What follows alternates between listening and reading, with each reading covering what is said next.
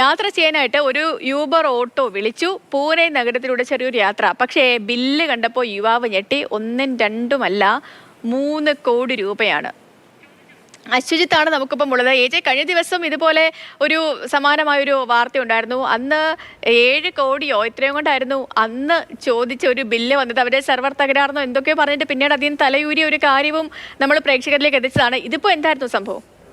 Sethu, good morning. ഇത് നമ്മുടെ നാട്ടിൽ സാധാരണ 100 രൂപ ഓട്ടോ ഡ്രൈവർ ചോദിക്കുമ്പോൾ ചേട്ടാ 80 പോരെ അല്ലെങ്കിൽ 70 പോരെ എന്നൊക്കെ പറഞ്ഞ് തർക്കിക്കുന്നത് നമ്മൾ കണ്ടിട്ടുണ്ട്. ഇവിടെ ആ യുവാവ് 300 രൂപയ്ക്ക് വരെ 3 കോടി എന്നൊക്കെ പറഞ്ഞാൽ എങ്ങനെ തർക്കിച്ച് ഒരു തീരുമാനത്തിലെത്തുമെന്ന് ഈ പറഞ്ഞതുപോലെ ആ സാഹചര്യത്തിൽ എന്തായിരിക്കും ആ മനോഭാവം എന്നും നമുക്ക് ഊഹിക്കാവുന്നേ ഉള്ളൂ. കാരണം ഈ യൂബറിൻ്റെ ഒരു നിയമപ്രകാരം ഈ വന്ന ബില്ല് നമ്മൾ കൊടുത്തില്ലെങ്കിൽ അല്ലെങ്കിൽ ആ യാത്രക്കാരൻ കൊടുത്തില്ലെങ്കിൽ അത് ഓട്ടോ ഡ്രൈവർ അടയ്ക്കണമെന്നാണ്.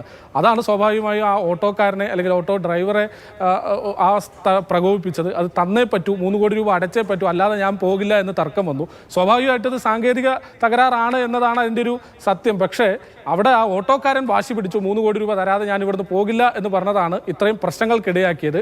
ഏതായാലും ആ സമയം തന്നെ യൂബർ കമ്പനിയെ ആ യുവാവ് ബന്ധപ്പെട്ടു. അത് തകരാറാണ് എന്ന് സമ്മതിച്ചിട്ടുണ്ട് യൂബർ. പക്ഷേ സേതു പറഞ്ഞതുപോലെ തന്നെ നിരന്തരം ഇത്തരം തകരാറുകൾ വരുന്നു എന്നുള്ളതാണ് ഇവിടെ ഈ ഒരു ചോദ്യമായി തന്നെ അവശേഷിക്കുന്നത്. ഏതായാലും ആ പ്രശ്നം പരിഹരിച്ചിട്ടുണ്ട്. പക്ഷേ ആ വന്ന ബില്ല് ഒരു കൗതുകകരമായി പോയി. കുറച്ച് നേരത്തേക്കാണെങ്കിൽ പോലും പ്രശ്നവുമായി പോയി.